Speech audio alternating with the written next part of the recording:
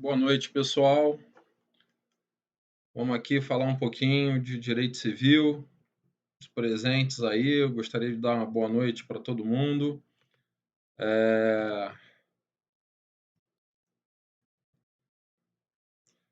Vamos, vamos falar aqui para a galera que está se preparando aí para o exame de ordem, tá? Bastante focados, então, nessa jornada para obter a tão sonhada carteira vermelha e poder aí se tornar um profissional liberal, almejado, de sucesso, tá?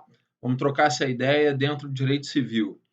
E aí, galera, para falarmos de direito civil, eu resolvi iniciarmos pela parte geral ali do Código Civil. A gente trocar uma ideia sobre algumas questões que caem, como caem, né? E essa parte geral do Código Civil, ela é de fundamental importância, não apenas para a prova do exame de ordem, mas de fundamental importância também para a vida profissional de vocês.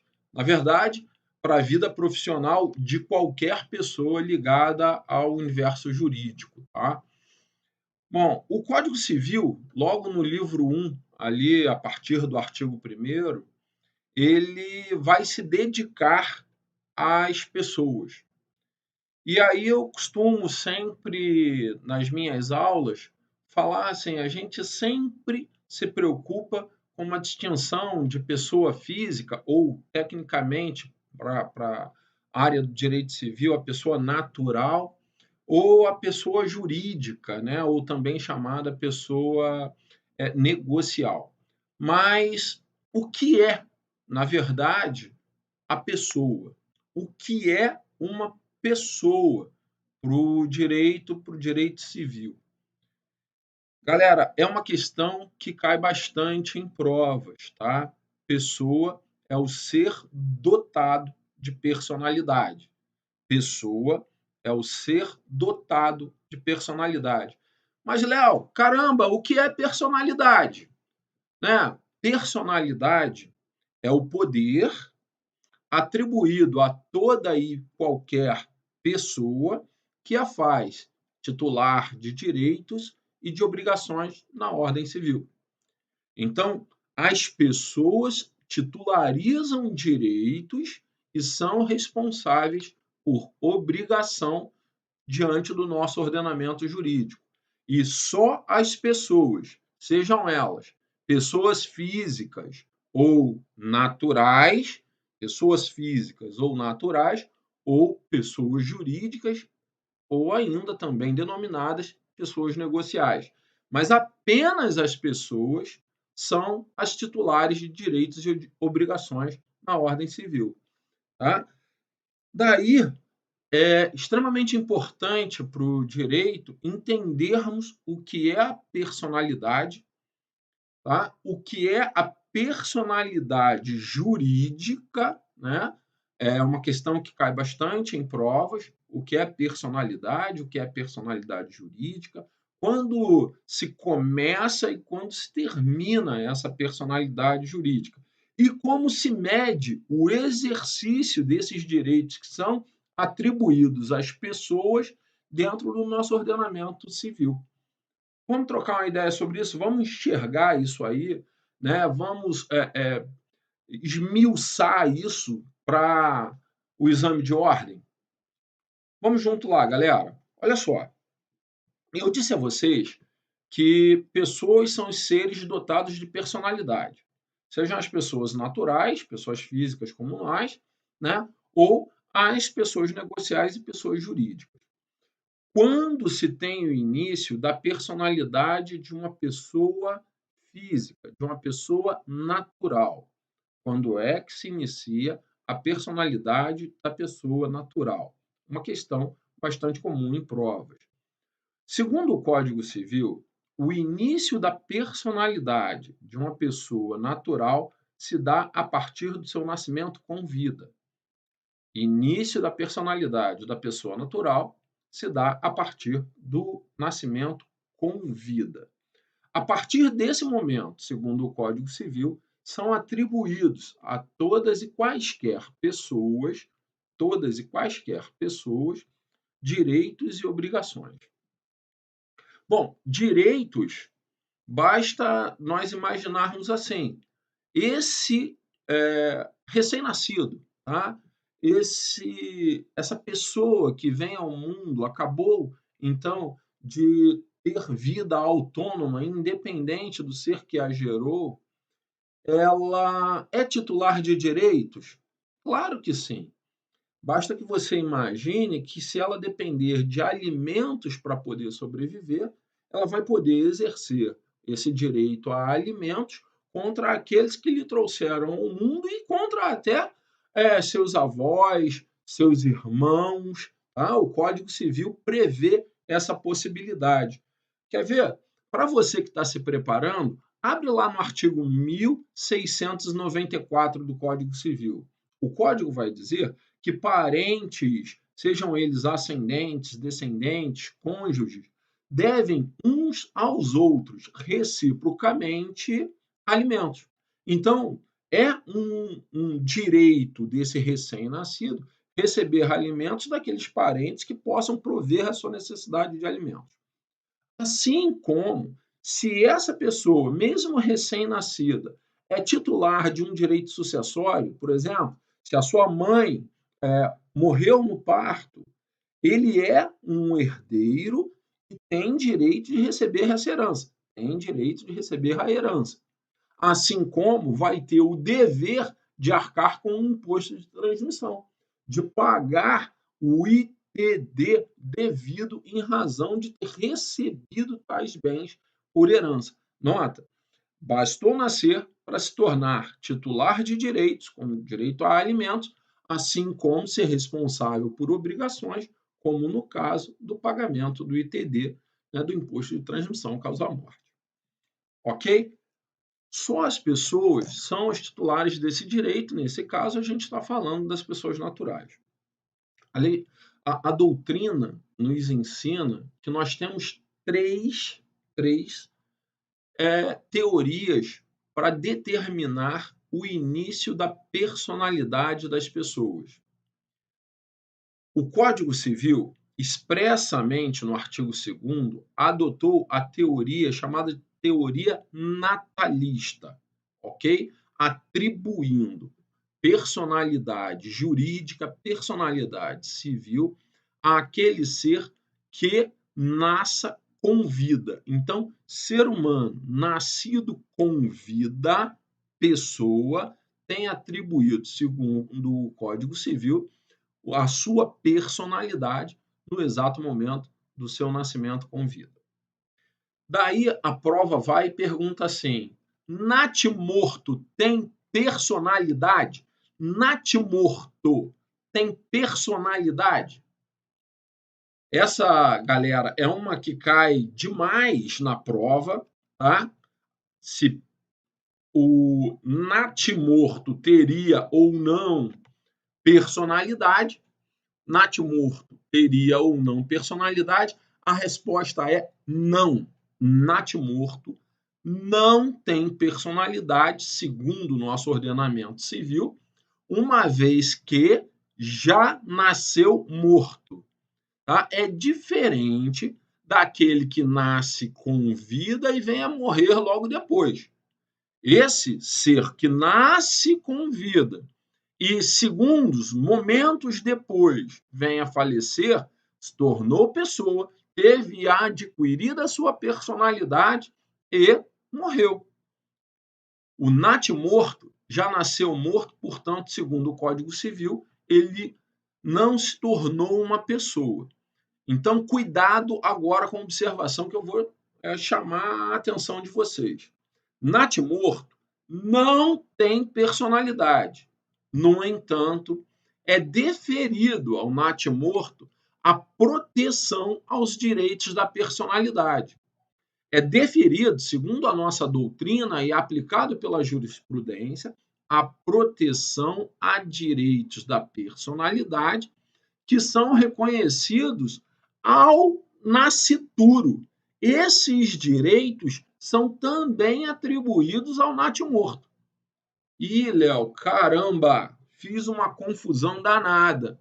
Não entendi. Se é natimorto e não tem personalidade, como vai ter proteção a certos e determinados direitos dela? Pois é, você vai encontrar isso no enunciado número 1 do Conselho de Justiça Federal, tá? Lá você vai encontrar que ao natimorto são deferidas as proteções atribuídas aos direitos da personalidade no nascituro, tais como direito ao nome, direito à fama, à imagem e à sepultura. Tá? Esses direitos, então, mesmo sendo natimorto, já tendo nascido morto, ele terá essa proteção atribuída desde o momento da concepção. E por que isso? Porque o nosso ordenamento jurídico evoluiu e, ao invés de aplicar apenas a contextualização rígida da teoria natalista, ele evoluiu para uma hipótese híbrida entre a primeira, que é a teoria natalista, e a segunda, que é a denominada teoria conceptualista ou concepcionista. Segundo essa teoria, eu vou repetir, não é adotada rigorosamente no Brasil. Segundo essa teoria, é o nascituro, aquele ser que tem vida ainda intrauterina, já seria titular de direitos e de obrigações, já herdaria e seria capaz de transmitir bens, já seria capaz de, em seu próprio nome, herdar, por exemplo. Não é essa a realidade atribuída no Brasil. Aqui adota-se a teoria natalista. No entanto, segunda parte do artigo 2º do Código Civil diz que é deferida a proteção aos direitos do nascituro desde a concepção.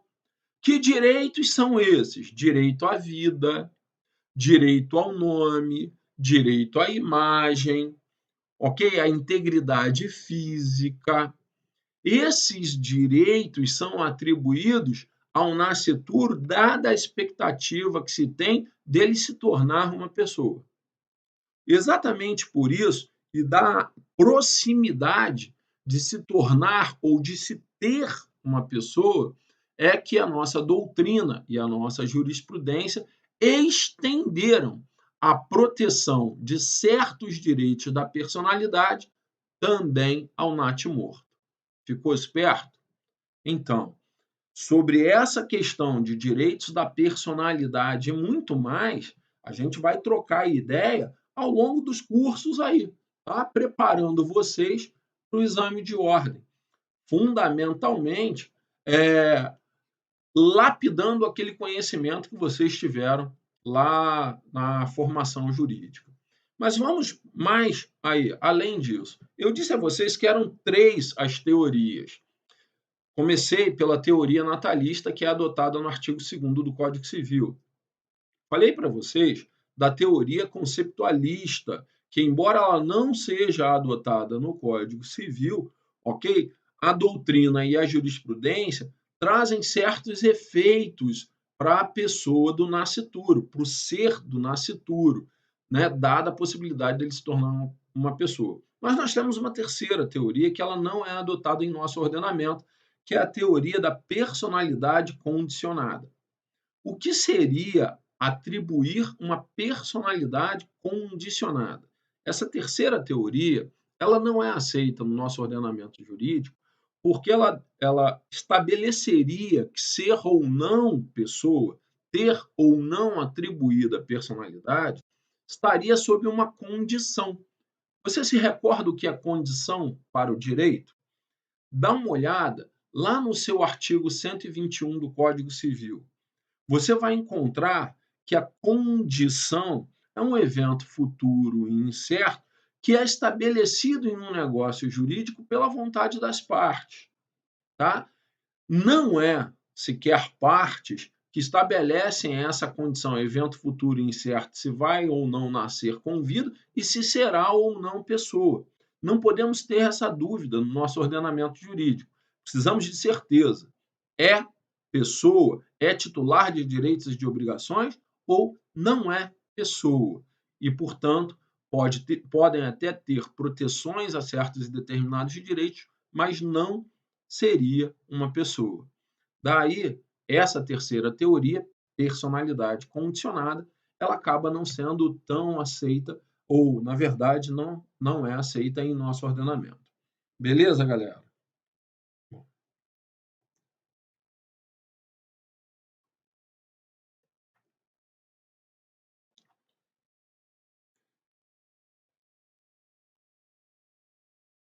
Deixa eu saber aqui como tá lá. Apareceu aqui interrompido chat ao vivo. Deixa eu saber do nosso apoio lá no curso se está tudo bem. Bom, seguindo aí.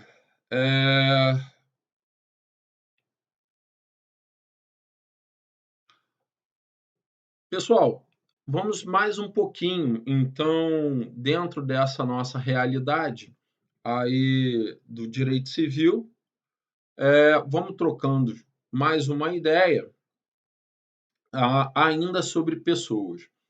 A doutrina nos ensina assim, como se mede a personalidade de cada pessoa. A personalidade de cada pessoa é medida através da sua capacidade. Capacidade civil, capacidade jurídica, tá? Através da capacidade. Uma pergunta que você pode encontrar lá na prova, lá no exame de ordem, é assim: a quem a lei, em regra, atribui personalidade? Ou, perdão, a quem a lei, em regra, atribui capacidade? A quem a lei, em regra, atribui capacidade. Para te responder essa, eu farei com que você olhe o artigo 1º do Código Civil. Ele traz para a gente que toda pessoa é capaz. Olha que interessante.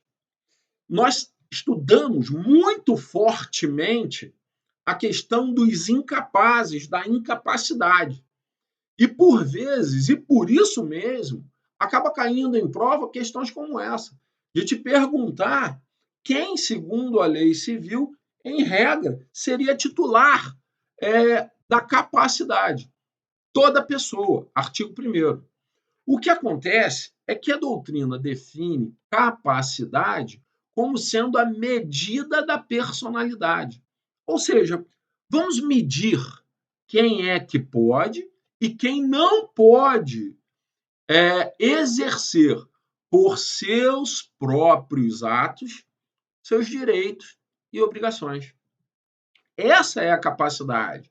É verificarmos num plano concreto, já que em abstrato basta ser pessoa para ser titular de direitos e de obrigações, mas sabermos num plano concreto, real, materialístico, quem efetivamente pode exercer em seu próprio nome, por seus próprios e únicos e exclusivos atos, seus direitos e obrigações.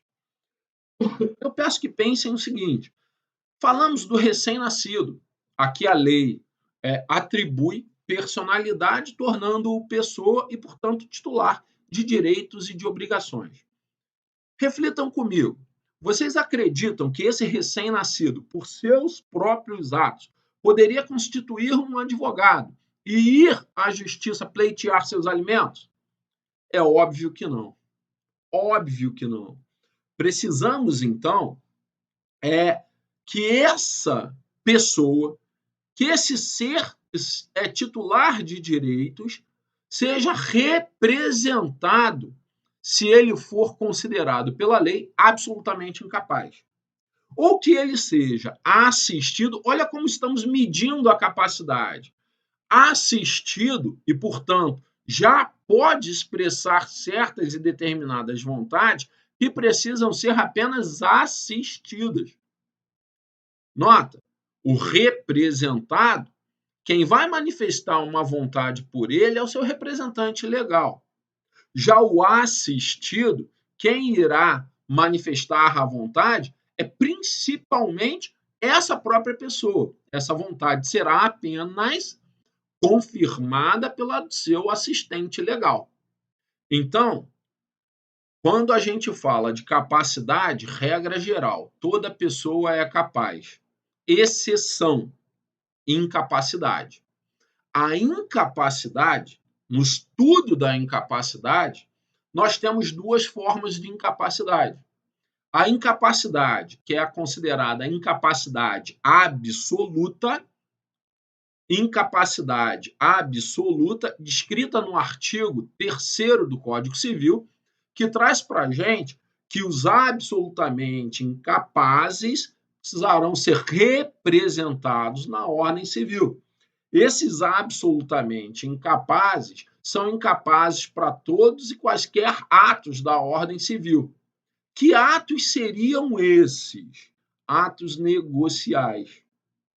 Os absolutamente incapazes são, artigo 3º do Código Civil, os menores de 16 anos. Então, nota, desde que nasça com vida até que complete 16 anos, a pessoa titular de direitos e de obrigações tem a sua vontade representada por um representante legal. Tranquilo?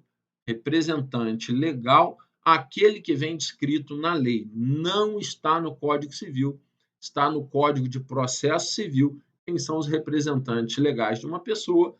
Dá uma olhada lá no artigo 71 do CPC. Ok, galera? Vamos mais um pouquinho. Bom, já sei que representantes legais não estão definidos no Código Civil, mas quem seriam essas pessoas? Para a prova que você vem se preparando, né, quem seriam considerados os representantes legais? Então, para que você saiba responder bem isso lá na hora da prova. Representantes legais são os pais, tutores e curadores. Esses três são os representantes legais: pais, tutores e curadores. Por exemplo, se uma questão pergunta a vocês assim: avós são representantes legais? Vocês vão precisar saber se esses avós estão nomeados como tutores ou curadores, porque por lei não são. Representantes legais são pais, tutores e curadores. Fechou? Ótimo. Essas figuras, pais, tutores e curadores, são aqueles que, sendo a pessoa menor de 16 anos, por ela manifestarão a vontade dos atos da vida civil. Artigo 3º do Código Civil. Mas eu disse a vocês que a incapacidade, ela pode ser também uma incapacidade absoluta ou ela pode ser também uma incapacidade relativa. A incapacidade relativa, ela atinge a certos e determinados negócios ou certos atos da vida civil. Artigo 4º do Código. Dá uma olhada lá no artigo 4º do Código Civil, que você vai ler nele que os relativamente incapazes são relativamente incapazes a certos atos da vida civil. Certos atos da vida civil. Quais são os atos da vida civil que um relativamente incapaz poderia praticar sem representação? Essa é uma questão que cai bastante em prova. Tá? Você precisa estar preparado para ela. Cai muito. Atos da vida civil previstos no Código Civil e que o relativamente incapaz pode praticar sem a assistência dos seus representantes legais, sem que eles ratifiquem essa vontade. Vou te chamar para observar um dos contratos, que é o chamado mandato Tá? Você, como advogado, vai utilizar muito disso. Dá uma olhada no artigo 653 e seguinte do Código Civil. Contrato de mandato. Mandato, ok? Esse contrato, o instrumento que o representa é a procuração. O nome do contrato é contrato de mandato. Artigo 653 do Código Civil. No artigo 666, você vai encontrar que o menor, mesmo relativamente incapaz, então atenção, não é o absolutamente incapaz, não estou falando daquela pessoa com menos de 16 anos. Esse não. Mas se tiver 16 anos e seja menor de 18, pode ser mandatário, mesmo sendo relativamente incapaz, não sendo emancipado e sem a assistência de seus pais, tutores ou curadores. Né? Então, nota, ele não pode ser, atenção, galera, dica de prova, não pode ser mandante. Ele não pode outorgar poderes para outra pessoa ou representar, mas ele pode ser mandatário, ou seja, se eu sou civilmente capaz, plenamente capaz, e eu quiser nomear um parente, uma pessoa que tenha 17 anos de idade, para fazer a venda de uma casa minha, essa pessoa vai poder fazer essa venda, e essa venda não é eivada de qualquer invalidade, em razão da incapacidade relativa, porque ele pode ser mandatário, ele não pode ser mandante. Artigo 666 do Código Civil. É um dos atos da vida civil que o relativamente incapaz pode praticar, mesmo sendo relativamente incapaz, não estando assistido, mesmo não sendo emancipado. Artigo 666. Mas não é só. Se você fizer uma viagem comigo até o artigo 1859, no parágrafo único dele, 1859, 1860, no parágrafo único dele, você vai encontrar que o relativamente incapaz, 1859 a 1860, tá? No parágrafo único vai trazer lá que a capacidade para elaborar seu próprio testamento se dá aos 16 anos completos. Ou seja, fez 16 anos, se essa pessoa decidir ir a um cartório, a um registro civil de notas, onde queira fazer a sua última declaração de vontade, seu testamento será válido, mesmo não estando assistido por seus pais, tutores ou curadores. Tá joia, galera? Fechada essa ideia aí? Agora, quem são os relativamente incapazes? Fica esperto, olha, o Estatuto da Pessoa com Deficiência, a 13.146 de 2015, facilitou pra caramba o estudo disso aí, dessa incapacidade absoluta, incapacidade relativa, tá? E facilitou muito a nossa vida. O artigo 3º passou a deixar de ter qualquer inciso. Então, para você, tem que focar no seguinte: absolutamente incapazes são apenas os menores de 16 anos. Enquanto relativamente incapazes, aí eu tenho 4 incisos. Tá? Relativamente incapazes, eu tenho os incisos dispostos no artigo 4º do Código Civil. Tá joia? Vamos a eles? Você vai encontrar lá no artigo 4º do Código Civil, no inciso 1, que são relativamente incapazes as pessoas com 16 anos e menores de 18. Então, esses são relativamente incapazes.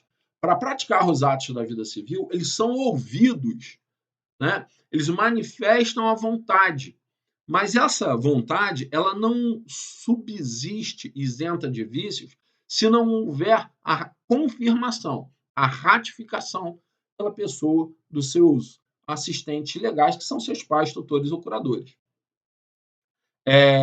Também, no artigo 4º, no inciso 2, você vai encontrar que são relativamente incapazes os ébrios habituais e os viciados em tóxicos.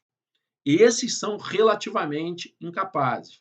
Atenção que a 13.146 ela alterou a redação desse inciso 2.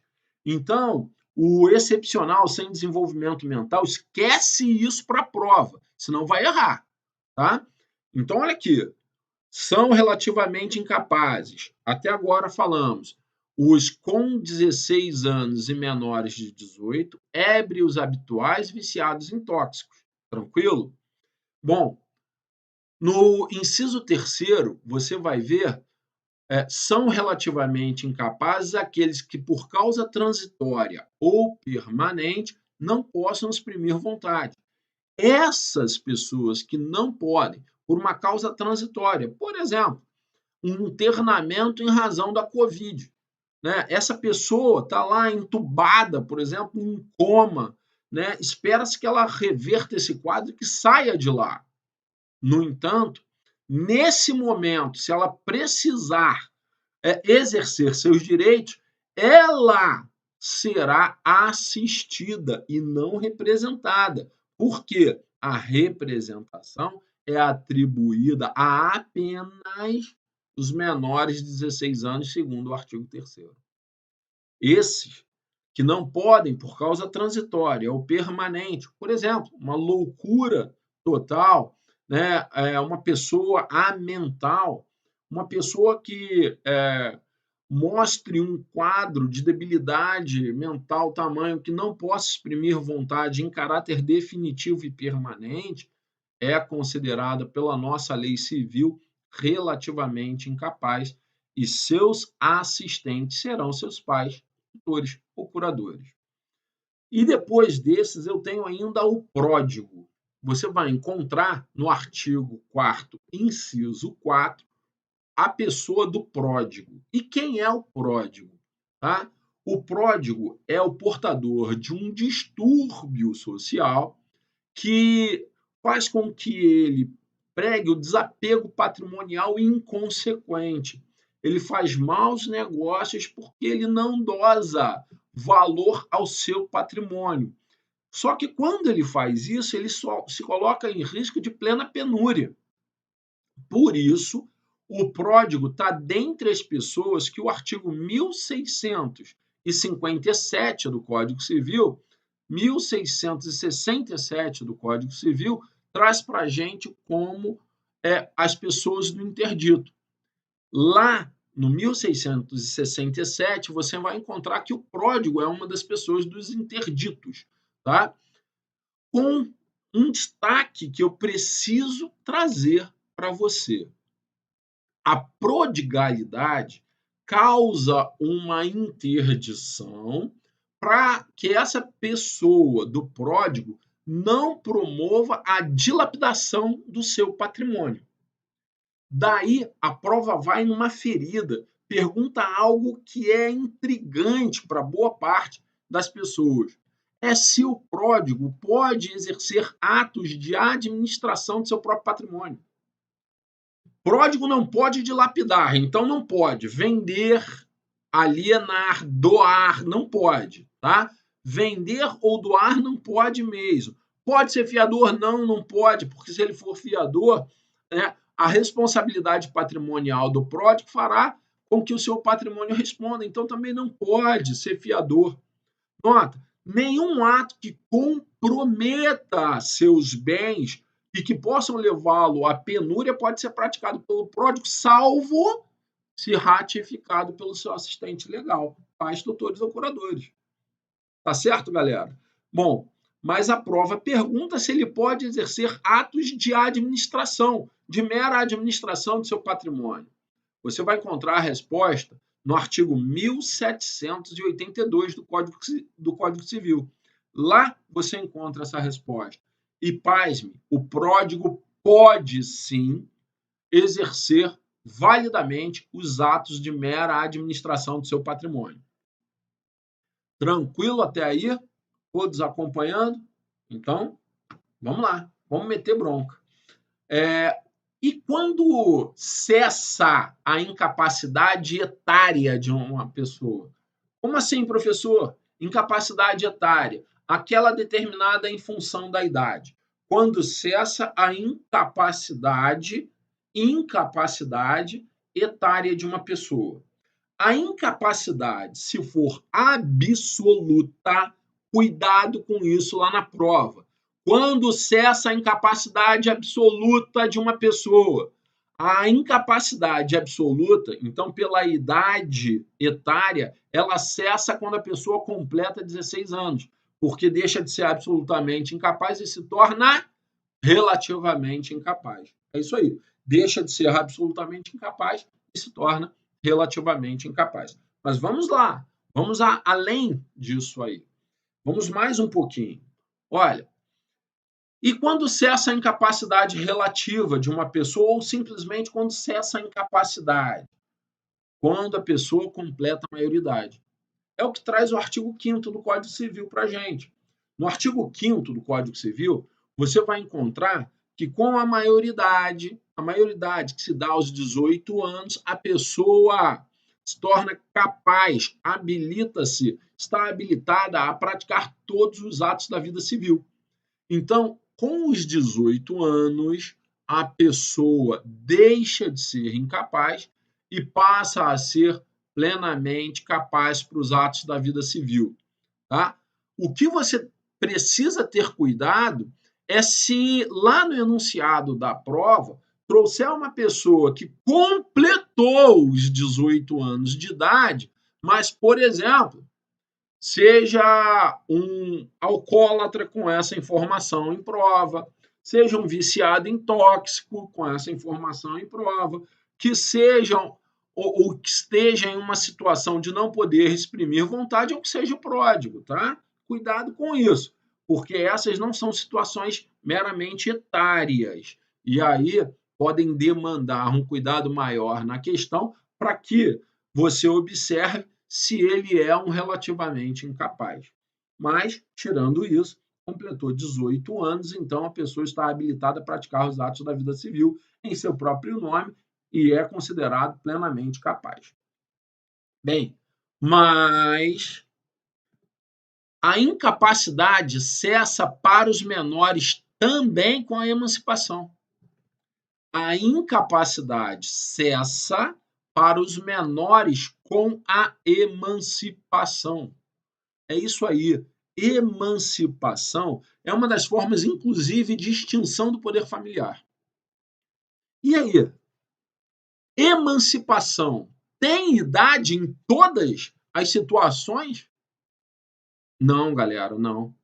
Não são só situações ligadas ou atreladas à idade, isso cai em prova pra caramba, tá? O examinador, lá no exame de ordem, ele pode cobrar o teu conhecimento aí.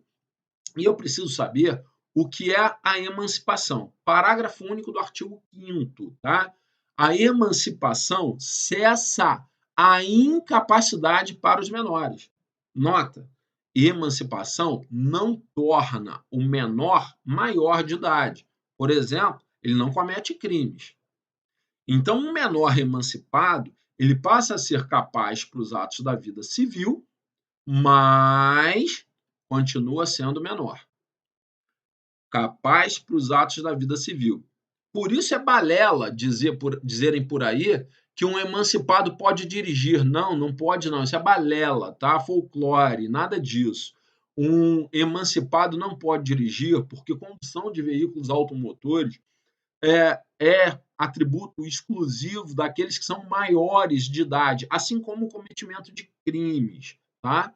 Então, menor, mesmo sendo emancipado, não comete crime, mas pratica atos válidos da vida civil, mesmo que em seu próprio nome sejam exercidos sem qualquer representação ou assistência.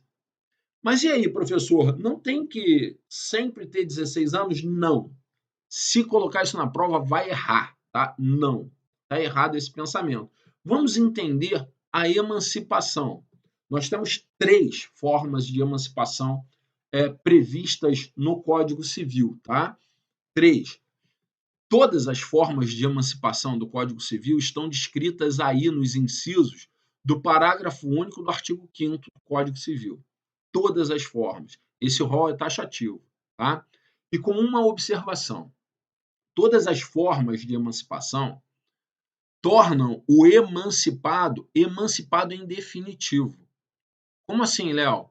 Ou seja, uma vez obtida, alcançada a emancipação da pessoa, tá? Se ele tiver a emancipação válida, ele jamais voltará a ser incapaz. Por que eu estou te dizendo isso? Porque tem questões assim, se casou aos 16 anos, se divorciou aos 17. Nota, não importa. Se casamento é uma das hipóteses de emancipação, e se ele se casou aos 16 anos, está emancipado. Ok? Não volta a ser incapaz porque adveio o divórcio. Tranquilo? Todas as formas de emancipação são irrevogáveis e irretratáveis. Anotou essa? Beleza, vamos mais. Galera, emancipação existem no Código Civil três formas de emancipação. São elas: a primeira, emancipação voluntária; a segunda, emancipação judicial; e a terceira, emancipação legal. Não tem outras formas de emancipação no Código Civil. O que é emancipação voluntária? Quando ela se verifica? Tem idade, não tem idade? Precisa ter homologação judicial? Não precisa ter homologação judicial? Pode ser dada por instrumento público ou por instrumento particular? Caramba, são algumas das indagações que o examinador do direito civil faz para você. Precisamos conhecer bem isso aí. Emancipação voluntária é aquela outorgada pelos pais, nota, pelos pais, devem ser os pais, ou na ausência de um, pelo outro, tá? Então, pelos pais, ou na ausência de um, pelo outro, independentemente de homologação judicial, então não depende de homologação judicial, mas feita por escritura pública. Gravou isso aí?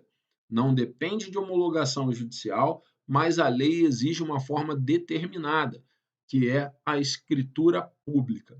Precisa de instrumento público para que o menor seja emancipado pelos pais ou por um deles, na ausência do outro. Esse menor precisa estar com 16 anos. Sabe por quê? Olha o inciso 1 do parágrafo único do artigo 5º do Código Civil. Literalmente traz a idade, 16 anos.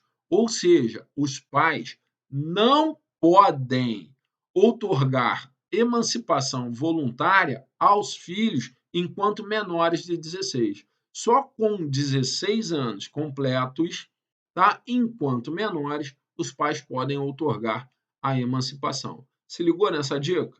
Beleza. Vamos mais. Essa é a emancipação voluntária outorgada pelos pais.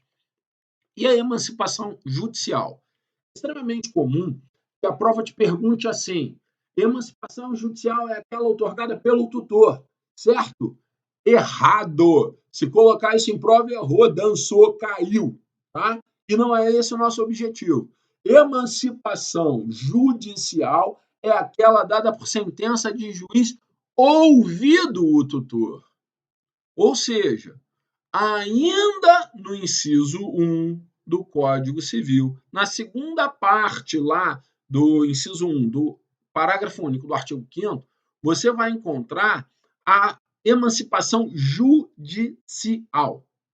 Essa emancipação judicial é aquela que é outorgada por sentença de juiz ouvido o tutor. Presta bem atenção. Quando a prova te pergunta, é outorgada pelo tutor e você responde que está errado, porque o tutor pode ser ouvido pelo juiz e a sentença ser de improcedência. do pedido. Então, quem decide judicialmente se esse menor está ou não está apto a praticar os atos da vida civil é o juiz em sentença judicial. Se ligou nessa dica? Beleza. Mais uma. No inciso 2, aí do parágrafo único, no 3, no 4 e no 5, eu tenho as formas de emancipação consideradas ou denominadas legais, formas legais de emancipação. No inciso 2, pelo casamento. Casou, está emancipado.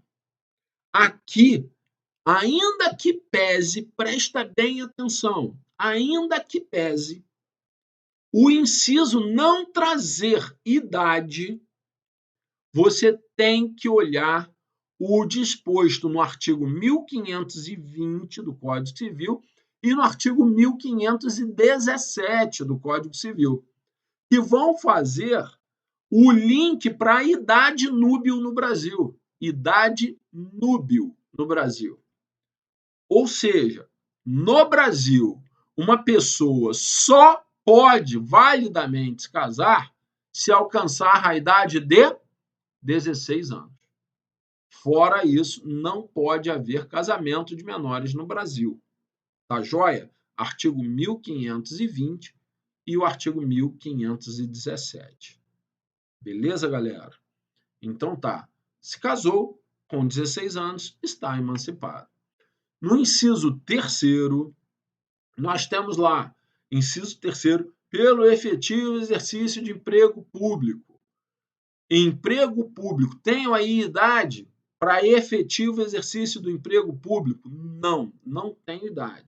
Em razão disso, os civilistas, e a prova que você está se dedicando, se preparando aqui comigo, é prova de direito civil.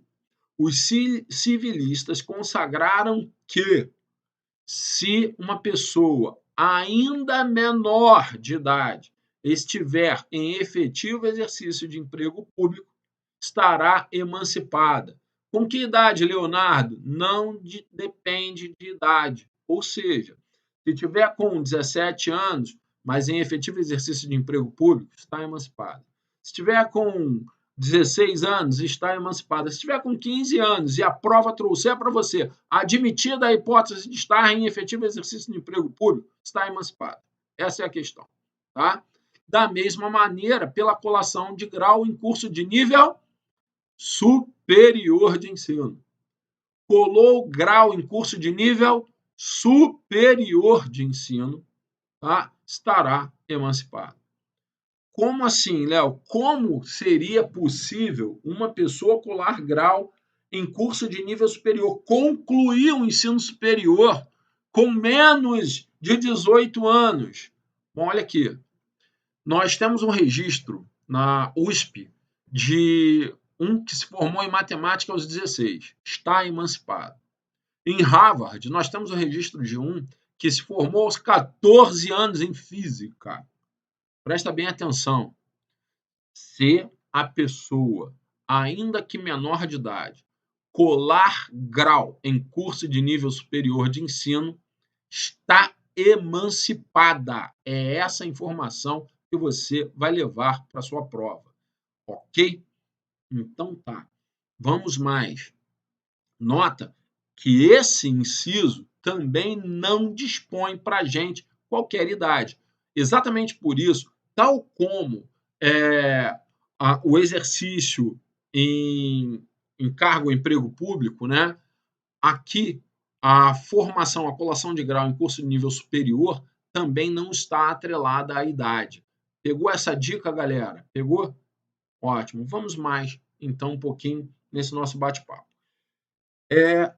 No inciso 5, aí, das formas de emancipação, eu ainda tenho uma forma legal de emancipação, que é pelo estabelecimento civil, comercial ou de emprego, que dê ao menor economia própria.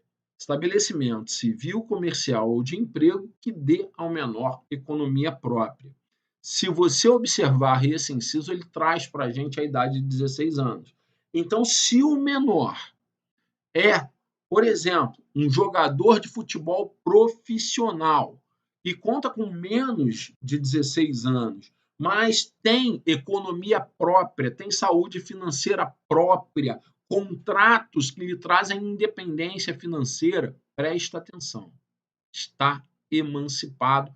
E essa emancipação não é dada pelos pais. Essa emancipação decorre da lei. Por isso, é forma de emancipação legal. Lembrando, emancipação voluntária dada pelos pais, emancipação judicial dada por sentença de juiz, emancipação legal, as formas legais de emancipação. Todas estão dispostas nos incisos do parágrafo único do artigo 5º. Anotou mais essa? Que bom. Galera, vamos mais aqui nesse conteúdo e pincelarmos, né? Então, para que vocês tenham ideia e de uma maneira bem bacana mesclar essa parte geral com algo ainda mais desafiador. Eu vou trazer para vocês aqui um slidezinho em que a gente vai bater um papo sobre essa matéria. Deixa eu só mover aqui a nossa câmera, tá? E vou trazer um slidezinho para que a gente tenha isso de uma forma bem bacana. Olha aqui. Que tal isso para uma prova? Defeitos dos negócios jurídicos, galera, aí, ó. Defeitos dos negócios jurídicos. Caramba, que tema importante, hein, professor? Isso já caiu na minha prova, eu sei que já.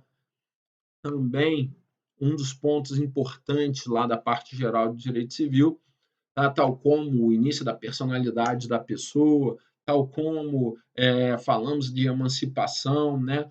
Temos outros assuntos ali ao longo do curso aí, a gente vai trazendo para vocês mais informações conforme os contatos forem acontecendo. Então, é importante para você se inscrever lá, né, no curso, acompanhar isso para entender esse material com um conteúdo ainda maior, se preparar para que aí a gente possa auxiliar vocês aí a se prepararem para obter a tão sonhada carteira vermelha e poderem advogar e realizar grandes sonhos que eu não me canso de falar, a advocacia, o direito, ele mudou a minha vida, tá? Então, aposta nisso, serve para vocês também.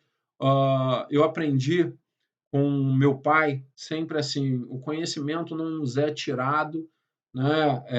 É uma forma só nossa de transformarmos a nossa vida, cada vez tornando-a melhor, seja materialmente, com realizações pessoais. Meu pai sempre me dizia muito isso, sabe? Meu filho, olha, estudar é a forma mais fácil e legal de se ganhar dinheiro. Tá? É muito, muito, muito, muito mais fácil do que acertar num bilhete da Mega Sena premiada, ok? Então, se você duvida disso, veja só quantas pessoas melhoraram de vida, né? Bastando estudar, e aí uns se dedicam a concurso público, outros ao exercício da advocacia, mas, dado ao seu esforço pessoal, vão mudando. Galera, eu trouxe um outro assunto aqui da parte geral para vocês, e aí com o apoio do slide, né, que deixa eu corrigir aqui, esse assunto aqui nos slides, defeitos dos negócios jurídicos, ele está entre aqueles dos temas que mais caem em prova para a gente. Defeitos dos negócios jurídicos. O que são, né, professor, negócios jurídicos? O que é o negócio jurídico? A doutrina define para a gente que o negócio jurídico é uma declaração de vontade, declarar uma vontade, né, que tenha por objetivo criar, modificar ou extinguir direitos e obrigações. Esse é um negócio jurídico. Tá? Então, uma manifestação de vontade, uma declaração de vontade que tenha por objetivo criar, modificar ou extinguir direitos e obrigações. Esses são os negócios jurídicos. Daí, como nasce de uma declaração de vontade, nós temos que valorar essa declaração de vontade avaliar essa declaração de vontade para que ela seja feita isenta de qualquer vício ou defeito. Beleza? Bom, os negócios jurídicos, eles vêm estudados no Código Civil a partir do artigo 104. Vai trazer o artigo 104 vai trazer para a gente quais são os requisitos essenciais aos negócios jurídicos. Cai demais essa parte, né? Mas dentro dos negócios jurídicos aqui, tema que eu resolvi abordar nesse aulão aí de hoje para vocês, né, para instigar vocês a entrarem nesse universo maravilhoso, é por conta do número de questões em prova. Diz o artigo 171 do Código assim, ó, além dos casos expressamente declarados em lei, é anulável o negócio jurídico. Aí vem lá o inciso 2, por vício resultante de erro, dolo, coação, estado de perigo, lesão e fraude contra credores. Ok? Bom, coloquei para vocês assim, ó, a doutrina classifica os defeitos de negócios jurídicos em duas espécies. Os vícios do consentimento, que revelam a divergência entre a vontade, que seria a real vontade do agente, aquela que seria a real vontade do agente, e os vícios sociais, que revelam uma divergência entre a vontade declarada e as exigências sociais. Bom, defeitos dos negócios jurídicos, como vícios da vontade são erro, dolo, coação, estado de perigo e lesão, ok? A doutrina classifica que fraude contra credores, assim como a simulação, são vícios sociais. Então, anota isso aí no seu estudo. Olha, vícios da vontade, uma espécie de defeitos dos negócios jurídicos. Esses são erro, dolo, coação, estado de perigo e lesão. Tá? São vícios sociais, uma outra espécie de defeitos dos negócios jurídicos, a fraude contra credores e a simulação. Temos algumas questões sobre isso aí e eu quero bater um papo com vocês sobre isso. Vamos aqui no slide. Olha só. O erro vem elencado para a gente dos artigos 138 ao 144 do Código Civil. 138 ao 144. Lá no artigo 138, você vai encontrar erro ou ignorância. Tá joia? Erro ou ignorância. Qual a diferença, né? Já que são tratados pelos mesmos dispositivos do Código Civil. Erro ou ignorância. Erro é o falso conhecimento de circunstância que, se fosse conhecida pelo agente, o negócio jurídico não teria sido celebrado. Então, erro é o falso conhecimento de circunstância que, se fosse conhecida pelo agente, o negócio jurídico não teria sido celebrado. Tá joia? Ignorância é o desconhecimento. Então, o completo desconhecimento de circunstância que, se fosse conhecida pelo agente, o negócio jurídico não teria sido celebrado. Nesse caso, eu tenho a ignorância. Tá? Eu trouxe para vocês o artigo 138, que ele vai dizer assim, ó, são anuláveis os negócios jurídicos quando as declarações de vontade emanarem do erro substancial. Tá? Erro substancial, dica para você, artigo 139 do Código. Erro substancial, vem disposto no artigo 139 do Código, você tem que se preparar para a prova fazendo a leitura dele. Tá? Esse erro torna anulável o negócio jurídico. Ou seja, a manifestação de vontade feita por erro vai permitir que o seu declarante anule esse negócio jurídico, desde que a anulação seja buscada dentro de um prazo fixado em lei. Tá? Bom, mas olha o artigo 140 aí, galera. O 140 diz assim, ó, o falso motivo só vicia a declaração de vontade quando expresso como razão determinante. O que é o falso motivo? É aquilo que te levou a fazer um negócio jurídico. Ele só vai permitir anular a declaração de vontade quando expresso no negócio como razão determinante. Assim, dispõe expressamente o artigo 140 do Código Civil. E, Léo, caramba, não entendi esse falso motivo. A doutrina traz para a gente um exemplo bacana sobre isso aí e que eu vou aplicar, inclusive, para te explicar a chamada teoria da pressuposição. Que eu coloquei, ela é citada pelo professor Anderson Scheiber. Tá?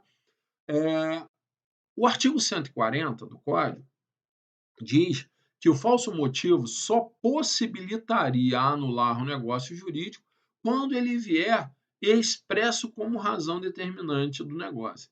Léo, me explica isso então. Claro, vamos lá. É assim, imagina que uma pessoa pretenda fazer uma doação a uma outra pessoa. E imagina que essa doação tenha uma motivação. Por exemplo, uma pessoa que sofreu um naufrágio é encontrada às margens de uma praia, né, e fica sabendo naquele momento que o seu salvador foi o fulano de tal, muito pobre. Em bonificação desse salvamento ter ocorrido, de ter salvado sua vida, essa pessoa resolve fazer uma doação de parte dos seus bens àquele que seria o seu salvador. Nota, eu tenho aqui um motivo que é determinante para que haja a doação. Ou seja, estou fazendo a doação não por qualquer ato de liberalidade, simples e isolado. Estou fazendo a doação porque tenho gratidão com aquela pessoa que salvou a minha vida em um momento que eu estaria morto se ela não agisse. Beleza? Essa é a motivação. Se há falso motivo e se isso é colocado num negócio jurídico, é feita a doação, ele for expressamente colocado no negócio jurídico, houve a doação e eu fico sabendo que aquele não foi o meu salvador, que na verdade foram a força das ondas que me trouxeram até a margem da praia e que nenhum esforço houve daquele para quem eu doei, eu poderia, se expresso como razão determinante, anular o negócio jurídico que foi feito em razão de um falso motivo. Essa é a exigência do artigo 140 do Código Civil. Mas na tua prova, sabe o que vai cair? Não é o que está na literalidade do artigo, não. É a aplicação da chamada teoria da pressuposição. O que acontece é certos motivos exalam do próprio negócio jurídico, ainda que não expressos nele. Como nesse caso de doação, eu só a fiz em razão de crer no salvamento. Se isso por outros meios puder ser provado, mesmo que não tenha constado expressamente lá da escritura de doação, como exige o artigo 140, traz o professor Anderson Scheiber que deveria ser aplicada à teoria da pressuposição, ou seja, pressupor que, sendo essa a razão determinante da declaração de vontade, ela jamais teria acontecido e ainda assim anular o negócio jurídico. Tá? Cuidado com isso, a gente vai trabalhando melhor isso ao longo dos nossos encontros, para que você fique mais forte, mais confiante para essa prova quando ela vier a te desafiar. Mas vamos além disso um pouco mais, tá? Vamos aqui num próximo slide falar para vocês do dolo. E o que é o dolo, professor Leonardo? Bom, dolo é classificado como um defeito do negócio jurídico, tá? Que torna anulável o negócio jurídico por uma intenção. Na verdade, o dolo é a influência exercida sobre a vontade de uma pessoa. Dolo é a influência exercida sobre a vontade de uma pessoa a fim de fazer com que ela celebre um negócio jurídico que sabe lhe será prejudicial.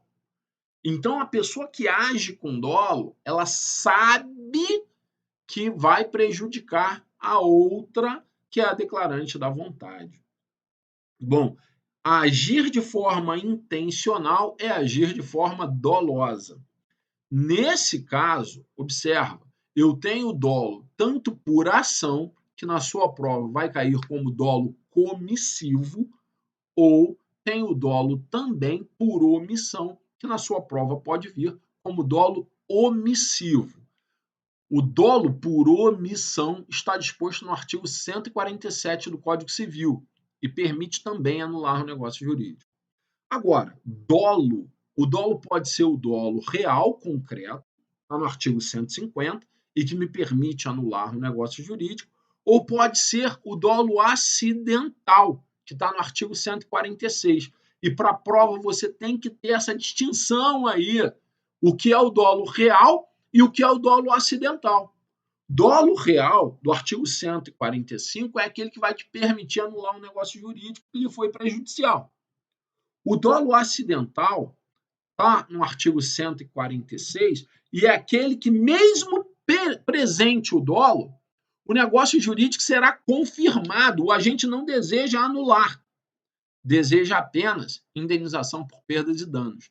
Então, ele fica com um objeto, por exemplo, adquirido, num negócio jurídico que lhe prejudicou. Mas ele pretende continuar com o negócio jurídico assim mesmo e buscar apenas a reparação do dano. Diferença, hein, galera? Cuidado com isso. Dolo real e concreto, artigo 145. Dolo acidental, artigo 146. E dolo por omissão, artigo 147. Pegou? Tá? Então, o dolo é essa influência exercida sobre a vontade de uma pessoa a fim de levar com que ela celebre um negócio jurídico que saiba lhe será prejudicial. Ao falarmos da figura do dolo, eu preciso chamar a atenção aí de você que está se preparando para o exame de ordem para algo ainda mais presente em provas, que é o tu quoque. Lembra disso? Tu quoque? Pois é, o tu quoque é um dos comportamentos vedados no nosso comportamento e que deriva da chamada venire contra factum próprio. Tá? A vedação da prática de atos contraditórios, que seria uma teoria maior e que ela é dividida com subteorias, tá? E que o examinador, galera, adora cobrar isso em prova. Então, tupoc seria a vedação de se agir com benefícios da sua própria torpeza. Sabe por que eu estou falando disso nesse momento ao falar do dolo? É porque o artigo 150 do Código Civil, o 150, é apontado pela doutrina como um dos exemplos do tucoque. Ou seja, daquele comportamento contraditório que, por pretender o agente se beneficiar da sua própria torpeza, acaba, então, sendo vedado pelo ordenamento jurídico. Eu não posso ter proveito da minha torpeza. Tucoque. O artigo 150, ele cuida do chamado dolo recíproco ou bilateral e conduz à neutralização dos efeitos do dolo. Se as duas partes do negócio jurídico agiram de maneira dolosa, basta você imaginar se comprador e vendedor agiram de maneira dolosa, um exercendo influências dolosas sobre a intenção da outra parte, esse negócio jurídico não é anulável porque esses dolos acabam se neutralizando e eu aplico um princípio jurídico, que é o princípio jurídico da conservação. Então, cuidado, dolo bilateral ou recíproco é um dos comportamentos do COC, né? Um dos comportamentos vedados pelo nosso ordenamento e, por isso, não permite a anulação dos negócios jurídicos. Pegou mais essa? Então, beleza. Vamos mais, galera.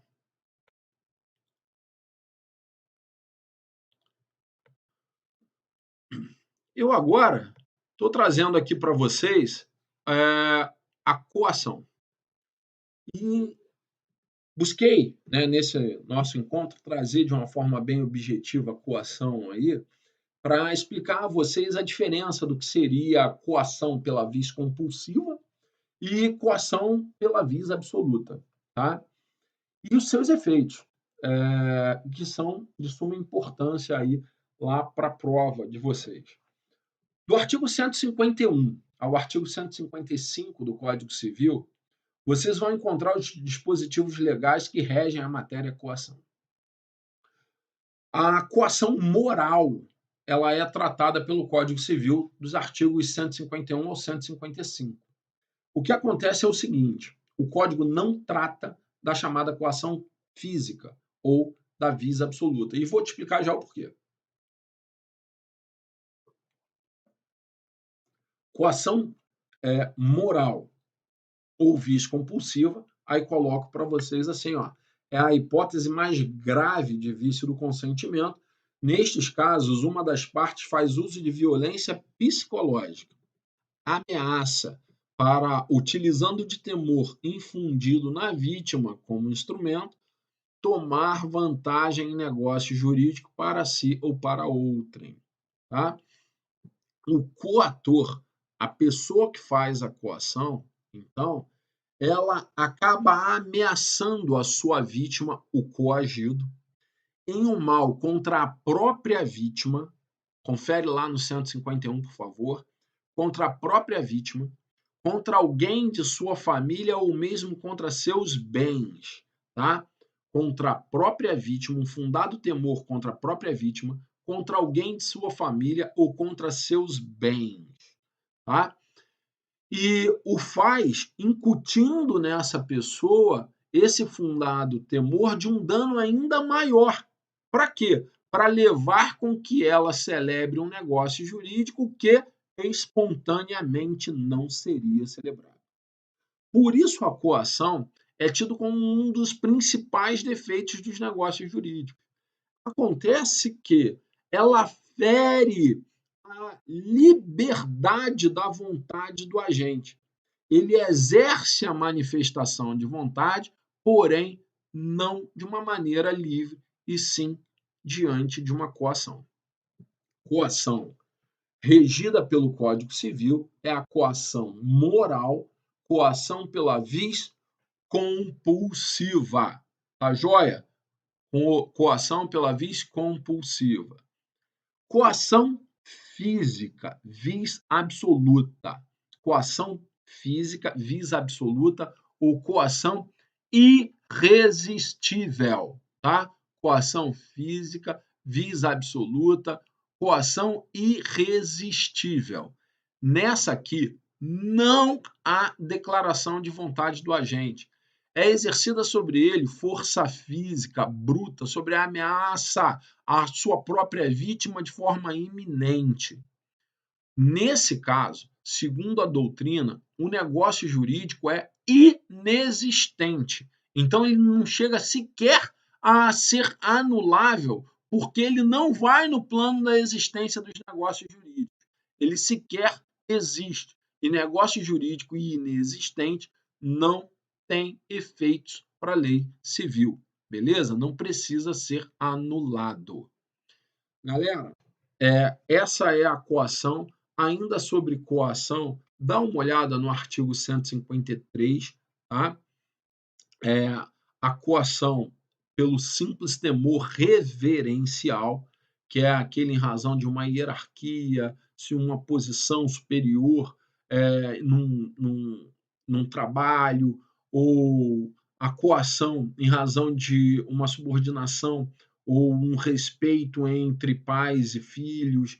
Essa coação, essa forma de coação, não permite anular o negócio jurídico. Artigo 153, beleza? Fica mais essa dica aí para vocês sobre esse negócio jurídico tão importante que é a coação.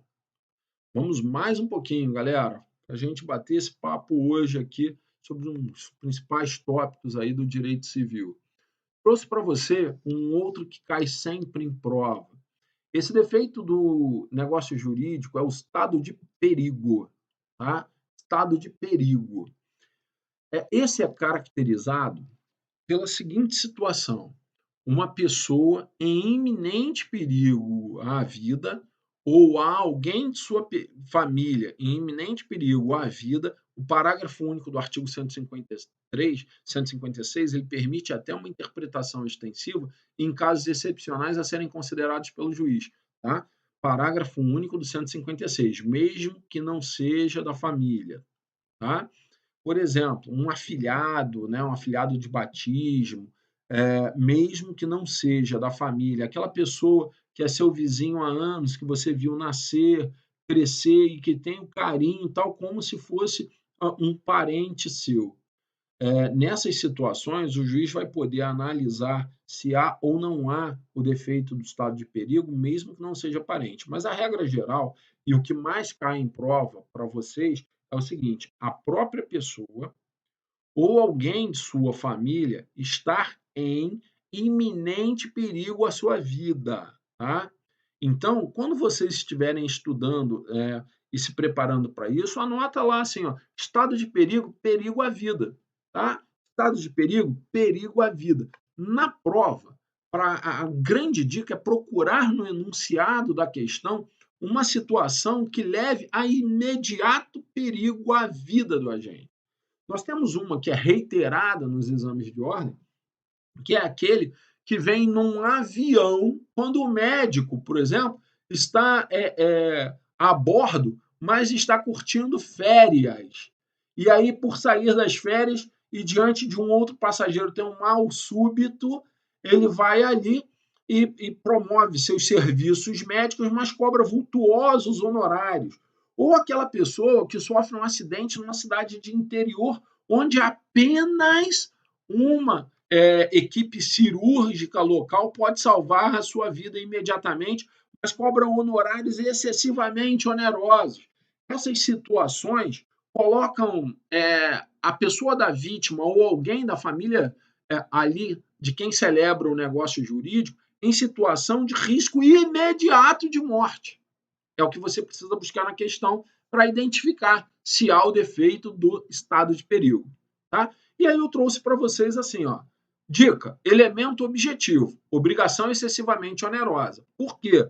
Eu não anulo um negócio jurídico, por exemplo, que aquela equipe médica cobrou o que qualquer outra equipe médica em preço médico cobraria, não tem estado de perigo. Se aquele médico que está a bordo cobra o preço de uma consulta normal, não tem estado de perigo. A obrigação assumida pela pessoa que declarou a vontade em estado de perigo precisa ser uma obrigação colhida de forma excessivamente onerosa. Elemento objetivo do estado de perigo para você gravar para a prova. Elemento subjetivo: essa situação de risco, do perigo iminente à pessoa ou do perigo iminente a alguém de sua família precisa ser conhecida da parte com quem se celebra o negócio jurídico. Então, lá na questão, você tem que olhar se esses elementos estão presentes. Se há uma obrigação excessivamente onerosa, se a pessoa está em perigo iminente de vida, ou há alguém de sua família nessa situação, se é do conhecimento da outra parte, então o negócio jurídico canaliza para anulação. Tá? Aí trouxe para vocês assim: atenção, aplica-se ao estado de perigo, por analogia, o princípio da conservação dos negócios jurídicos previstos no artigo 157, parágrafo 2º. Ou seja, se diante da indagação, dessa obrigação ter sido assumida de forma excessivamente onerosa, em razão da situação do risco premente, do risco iminente, aquela outra parte que se beneficiou, que está colhendo benefício excessivo, se ela concordar em reduzir o proveito, tornando a obrigação equilibrada, não se anulará o negócio jurídico, enunciado 148 do Conselho de Justiça Federal. Ficou mais essa dica? Beleza? Então tá. Vamos adiante aí.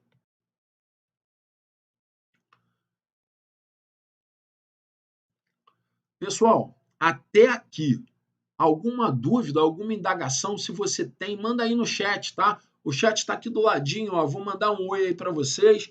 Qualquer coisa, manda aqui para a gente a pergunta e vamos interagindo, porque vai ser um prazer aí dialogar com vocês também nesse modelo de aula aí, aproveitando essa oportunidade, essa aula gratuita fornecida pelo curso Glioche, tá? Para você entender a qualidade do que a gente tem para oferecer para vocês e não perder essa oportunidade. Se inscreve lá, tá legal? Vamos aqui, então, num próximo slide, falar de mais um defeito dos negócios jurídicos. Estamos agora diante do defeito denominado lesão. Tá? Lesão. Sempre que o examinador cobra lesão, ele busca criar uma dúvida para vocês entre lesão e estado de perigo. Você vai me prometer que não vai esquecer aquela dica que eu falei antes.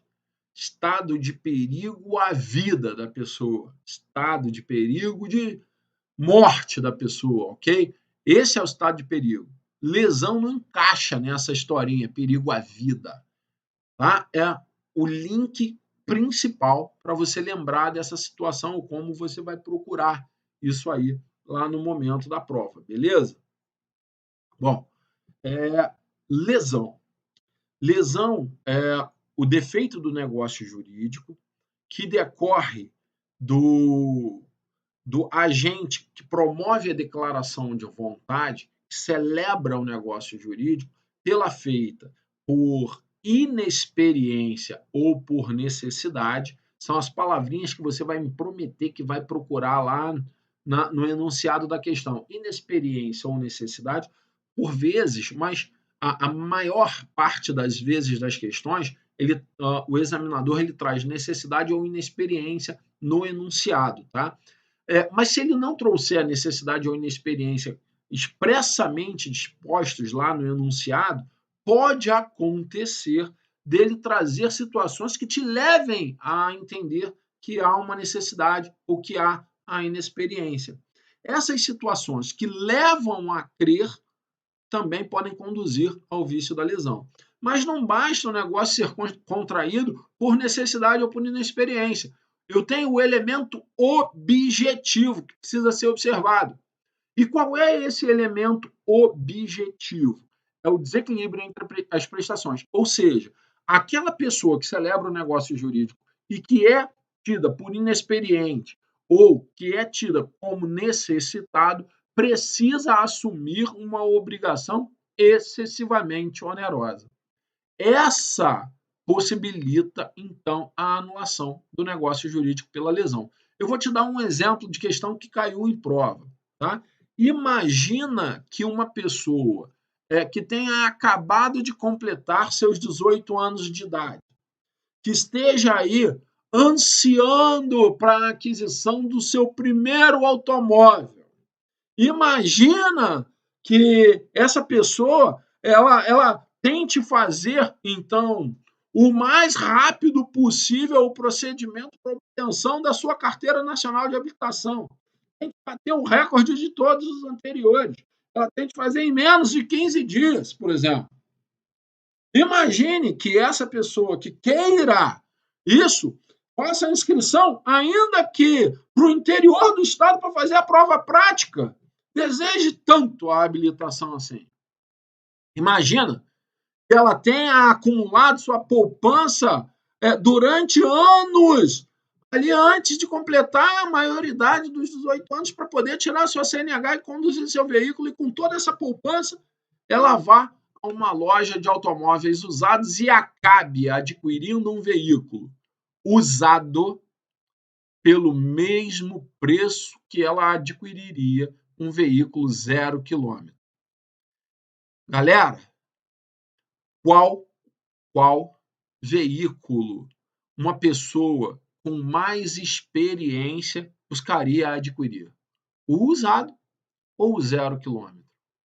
Pois é, se houver uma desproporção excessiva entre essas aquisições, tá? Por exemplo, é um usado com 5 anos de uso, é um usado com muitas quilometragens, tá? Se houver uma excessiva desproporção, essa pessoa do inexperiente vai poder invocar no defeito do negócio jurídico chamado lesão a possibilidade de desfazer, de anular esse negócio jurídico contraído diante da sua inexperiência. Serve o mesmo raciocínio se a pessoa fizer por necessidade. Pegaram bem? Entenderam aí a aplicação prática disso? É. Trouxe para vocês assim, olha, ao contrário do que é indispensável no estado de perigo, em casos de lesão, não se exige que a parte com quem o negócio beneficia, a quem o negócio beneficia, tenha conhecimento da necessidade ou da inexperiência do agente. Por que isso? Porque lá no estado de perigo, lá no artigo 156, tá? Só vai estar caracterizado o estado de perigo se a pessoa com quem se negocia e quem colhe a excessiva onerosidade na obrigação assumida, ela saiba da situação de perigo iminente para a vítima ou para alguém de sua família. Aqui, no defeito da lesão, esse conhecimento da parte contrária com quem se negocia não se faz necessário. Tranquilo? Bom, mas não é só isso sobre lesão, não. Eu tenho mais coisa aí para falar para vocês. Vamos passar esse slide aqui e observa aí sobre lesão. Eu tenho duas espécies de lesão, tá? Eu tenho a primeira, que vem disposta no caput do artigo 157 do Código Civil, que a doutrina classifica para a gente como lesão usuária ou também denominada lesão dolosa. Lesão usuária ou também denominada lesão dolosa. Essa lesão é aquela que conduz à anulação do negócio jurídico. Ela reside na resistência da parte manter-se em benefício excessivo. Ou seja, o negócio ele nasce desequilibrado e permanece desequilibrado, porque a outra parte ela simplesmente não quer rever, né, reduzindo a sua onerosidade. Então, se ela não quer que o negócio se torne equilibrado, deixando de ser excessivamente oneroso, imagina no caso prático, o exemplo que dei de uma pessoa inexperiente que adquire um carro usado, por exemplo, com 5 anos de uso, ou com muitas quilometragens, pagando pelo mesmo preço que pagaria por um carro 0 quilômetro. Se essa pessoa não pretender reduzir isso para um valor razoável de mercado, impõe-se a anulação. Por quê? Porque ela está se valendo da usura, ela está se valendo de uma forma dolosa. Eu aplico o artigo 157 do Código Civil e busco anular o negócio jurídico. Entendeu? Ok? Pois veja mais ainda. No artigo 157, no parágrafo 2º, eu tenho a possibilidade da lesão receber a denominação de lesão especial. Nesse artigo, você vai encontrar que não se anula o negócio jurídico se a pessoa a quem ele aproveita reduzir, buscar reequilibrar, tornando, então, a partida e a contrapartida do negócio algo justo e perfeito. Aí eu aplico o princípio da conservação. Esse parágrafo 2º que é aplicado também no estado de perigo em razão do enunciado 148, tá? E aí eu chamo de lesão especial essa. Lesão especial conduz à conservação do negócio jurídico e não à anulação. Não erre isso lá na prova, tá? Isso cai demais. Pegaram essa dica? Pois vamos mais. Temos mais coisa para a gente falar, galera. Tá? Vamos aqui. Trocando slide, deixa eu ver se alguém mandou alguma dúvida. Sem dúvidas, por enquanto. Tá? Vamos seguindo. Então, a galera que está online aí acompanhando, vamos nesse bate-papo. Qualquer coisa, só me manda aqui no chat, tá? Será um prazer eu poder responder a vocês. Vamos aqui, então, passar esse slide e vamos falar da fraude contra credores, quando a fraude contra credores, que eu disse a vocês, trata-se, na verdade, de um vício social. Fraude contra credores não é vício do consentimento, é vício social. e conduz à anulação do negócio jurídico, tá? Fraude contra credores está elencada lá nos defeitos dos negócios jurídicos, no artigo 171, inciso 2, e diz que o negócio jurídico é anulável. Então, na fraude contra credores, eu tenho a possibilidade de se anular um negócio jurídico. Agora, o que é praticar um negócio jurídico com a fraude contra credores? Quem pratica o negócio jurídico é o devedor em concilium fraudis, ou seja, agindo em consenso de fraudar com o terceiro. Esse concilium fraud, ele só não será necessário, dica do artigo 158, se a alienação for gratuita. Aí não é necessário eu demonstrar o chamado concilium fraudis ou consenso em fraudar. Se a alienação pelo devedor dos seus bens, visando a dilapidação patrimonial, entrar em estado de insolvência, para que não tenha patrimônio para responder com seu patrimônio ao seu credor, perante o seu credor. Ih, professor, não entendi isso não. Eu vou buscar te explicar melhor. Olha só, acontece o seguinte, nós, em sociedade, podemos nos relacionar assumindo obrigações com outras pessoas. Através dessas relações em que assumimos obrigações, uma das pessoas ela assume a qualidade de credora e a outra parte a qualidade de devedora. Se o devedor é inadimplente, dá uma olhada no que traz para a gente o artigo 389 do Código Civil. Pelo inadimplemento das obrigações, respondem o devedor com todos os seus bens. Então, pelo inadimplemento de uma obrigação, o devedor vai responder com seus bens. Beleza, então entendeu isso? Presta atenção que eu vou lapidar esse teu conhecimento. O artigo 389, ele não pode ser interpretado na literalidade, porque ele traz lá todos os seus bens. O artigo 389, ele precisa ser reinterpretado dentro de um direito civil constitucional, diante do princípio fundamental da dignidade da pessoa humana, que reservaria ao devedor a chamada reserva do patrimônio mínimo, ou que reservaria um patrimônio mínimo ao devedor. Por isso, por exemplo, existe a Lei 8.009 de 90,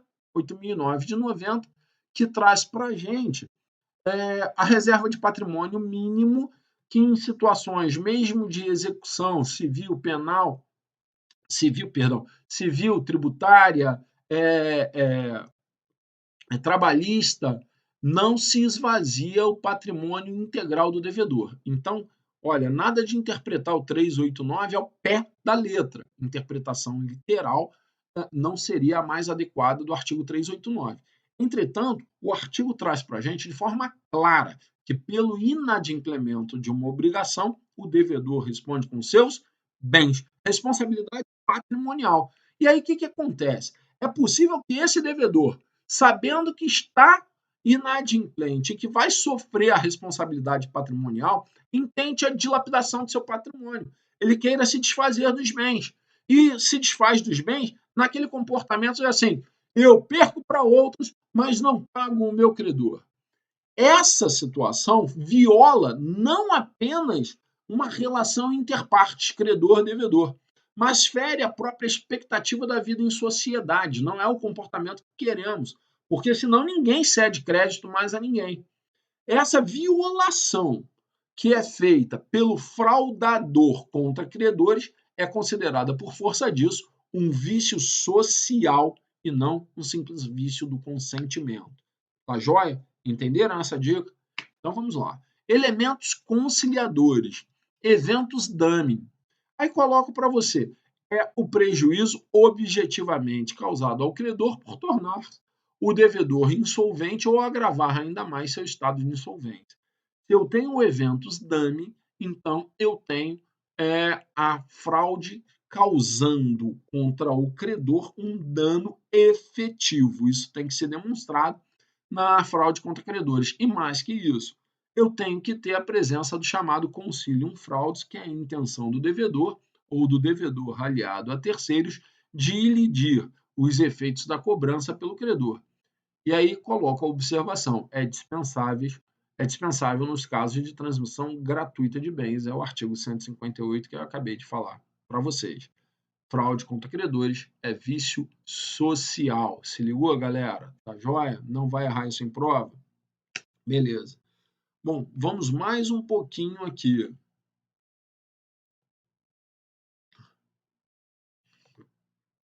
Uma outra questão extremamente importante, né, lá para a sua prova, é saber qual o prazo e se esse prazo é prescricional, decadencial, né? Como eu trabalho esse prazo aí quando eu penso em anular negócio jurídico por defeito.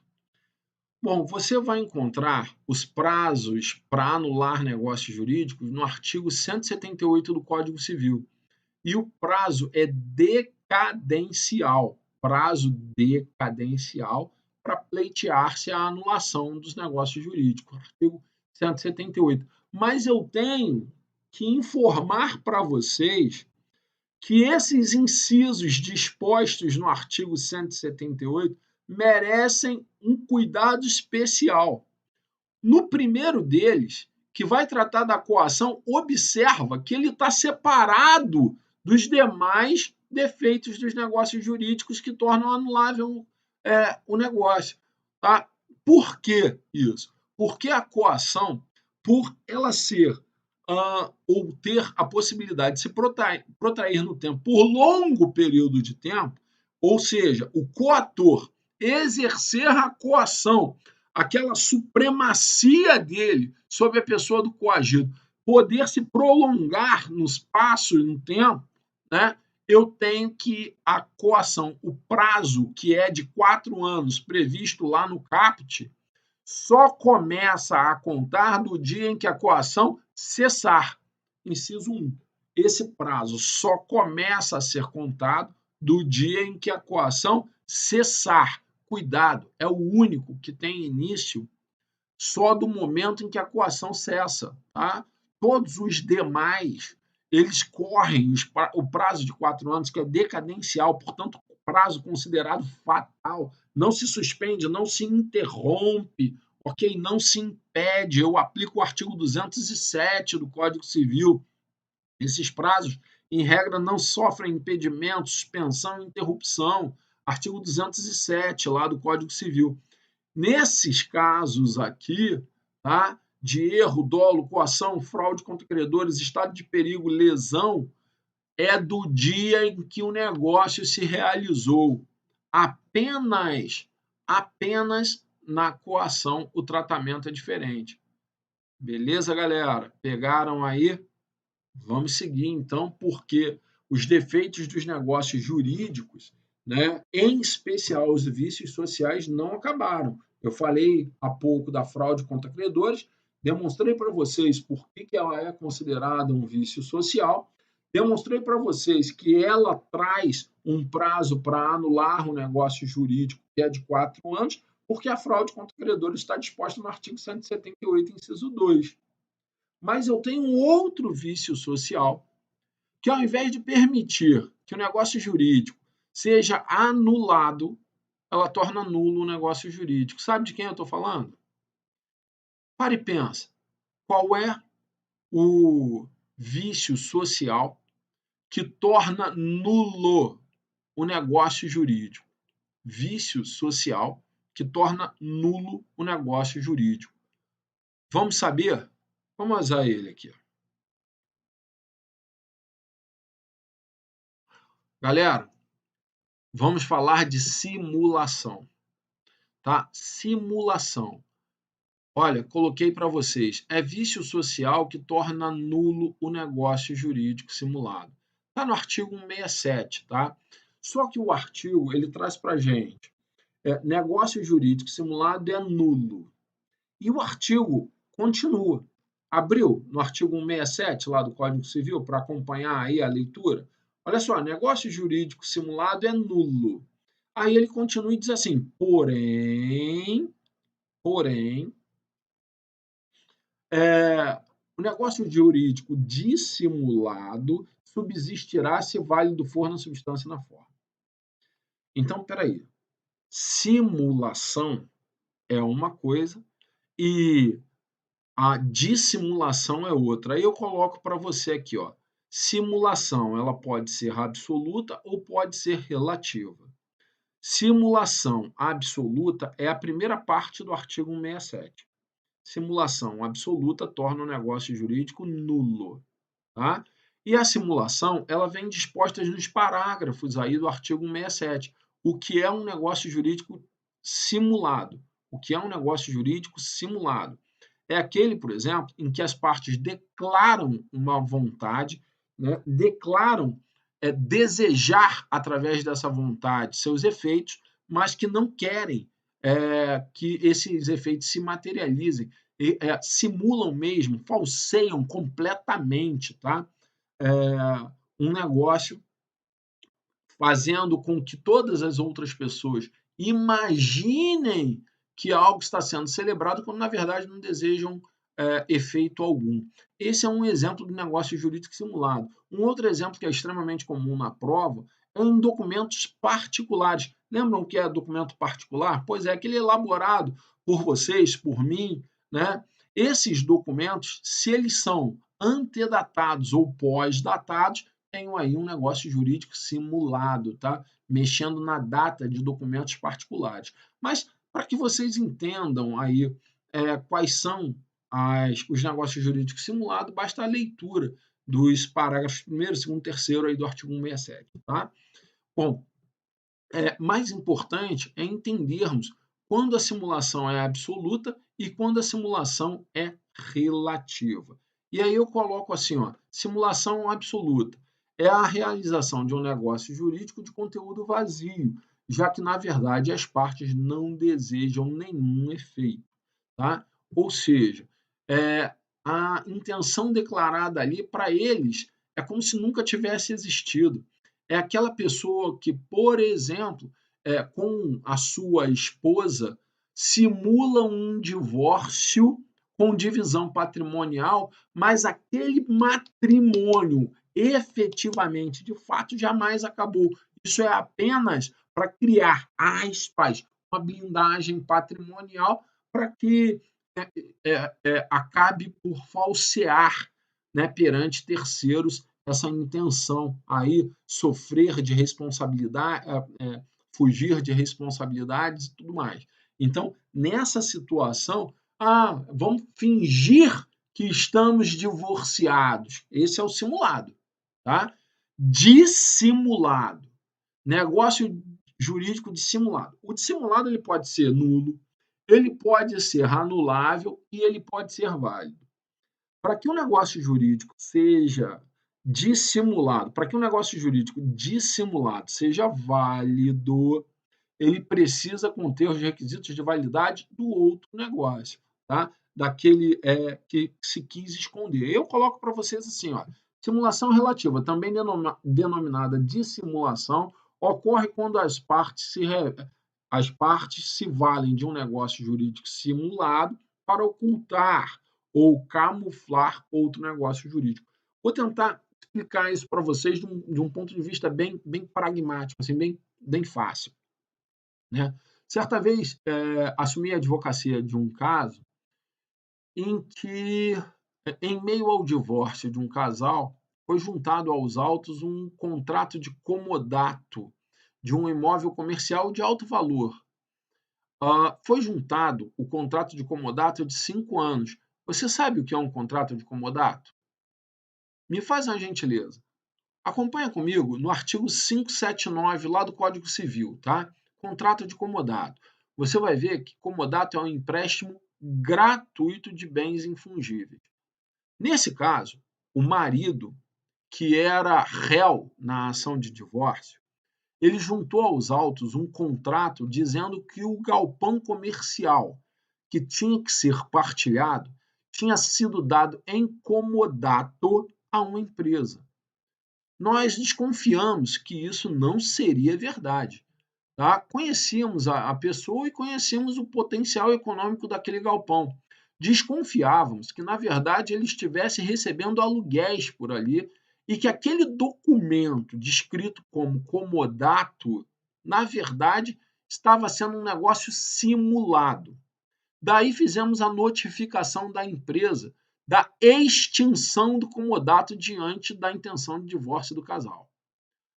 O diretor da empresa nos respondeu por e-mail dizendo que ele não poderia ser despejado, tendo em vista que ele estava com o pagamento do aluguel em dia e o contrato ainda era vigente por mais 3 anos.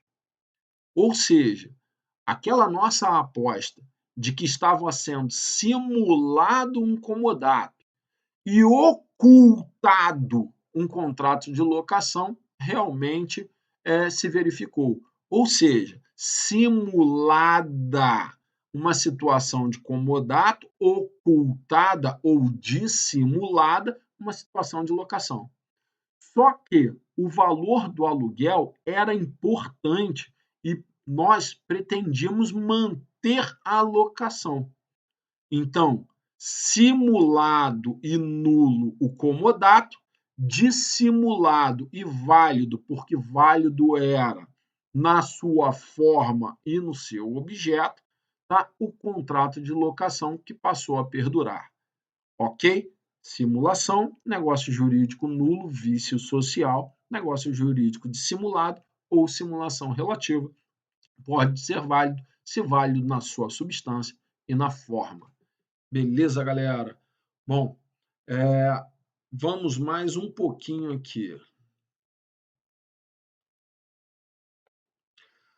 Ao falarmos, né, então, nesse finalzinho aí desse nosso encontro, dessa nossa apresentação, da apresentação do trabalho do curso Glioche para você que está se preparando para o exame de ordem, para que você se sinta encorajado, se matricule lá, porque a gente vai te levar ao caminho da obtenção da carteirinha vermelha.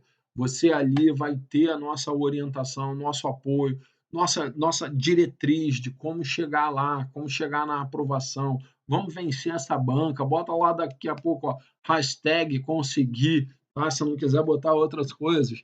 Né? Mas para isso você precisa lá no curso acompanhar as aulas, tá? Se dedicar, porque muda a vida da gente, vale muito a pena. Bem, quando a gente fala da simulação nos negócios jurídicos, é indispensável que falarmos também da reserva mental. E aí eu trouxe para vocês no material, a reserva mental ela é prevista no artigo 110 do Código Civil. Tá? Ela está deslocada dos defeitos dos negócios jurídicos aí na topografia do código. Tá? Mas a doutrina entende que a reserva mental nada mais é do que uma simulação unilateral. Então, essa é a intenção de eu ter trazido isso aqui para você, para fechar esse nosso encontro de hoje, em que nós pudemos falar um pouquinho lá das pessoas naturais, da personalidade, da capacidade, da emancipação, falarmos um pouco mais sobre esses defeitos dos negócios jurídicos, dos vícios do consentimento e dos vícios do vício social, né? Vício do consentimento, erro, dolo, coação, estado de perigo e lesão, vício social, fraude contra credores e a simulação. Tá? E aí, para a gente concluir, né, esse material, vamos falar da reserva mental. O artigo 110 ele traz que a manifestação de vontade subsiste ainda que o autor haja feito com reserva mental de não querer o que manifestou, salvo se dela o destinatário tinha conhecimento. Bom, para a prova, primeiro você precisa saber que é reserva mental ou reticência. A mesma coisa, tá? Reserva mental ou reticência. E aí, a reserva mental ela é uma forma de simulação que eu coloco aqui, lato sensu, e consiste na divergência entre a vontade real do declarante e da qual a outra parte não tem conhecimento, seria, pois, uma simulação unilateral. O que é isso?